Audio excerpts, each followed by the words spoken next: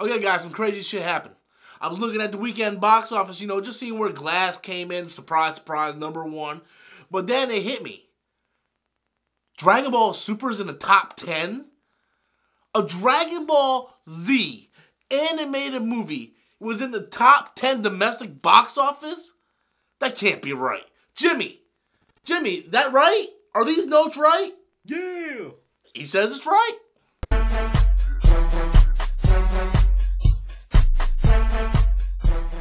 Alright guys, welcome back to the channel once again. I'm Robert Storms. Looking over the weekend box office, I was surprised to see that Dragon Ball Super, the Broly movie, debuted in the top 10. And not only the top 10, guys, this movie debuted in the top 5. Precisely coming in at the #4 spot, making $9.7 million in this opening weekend here domestically. And the funny thing is, it was only playing in 1,200 theaters. That's insane. You look at Glass, you look at Aquaman, these things are playing over 3,000 different theaters.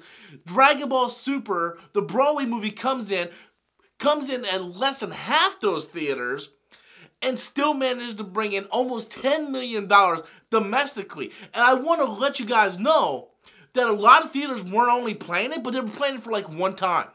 The theater I went to go see had a one-day showing. A 7 o'clock showing on a Wednesday. If you didn't catch it, you're not going to see it at that theater again. And it was insane of the response.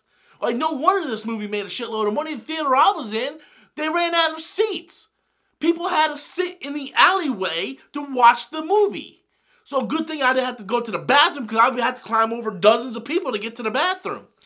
But it just goes to show how big the Dragon Ball fan base is now. This isn't like 10, 15 years ago. Dragon Ball is this huge thing now, and I don't understand why we're getting such limited releases for these movies.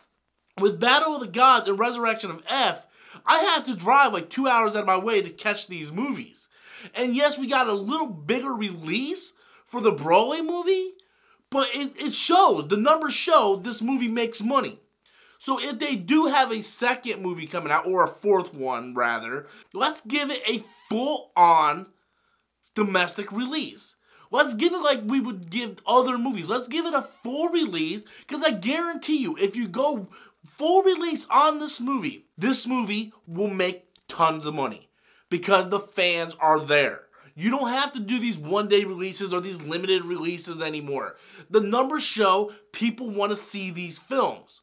So you can give a bigger release. And I'm hoping that the studio is looking at this and say, hey, look, we can make more money next time. Let's give a full release for the next Dragon Ball movie. And me as a Dragon Ball fan, I'm excited. I very much like Broly. I had a few problems with it that I mentioned in my review. You guys can go check that out.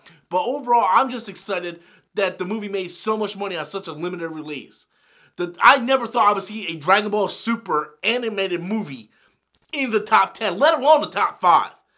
But I want to know what you guys think. Be sure to leave your comments in the comment box below. And until next time, as always, I'm Robert Storms, and that's my opinion.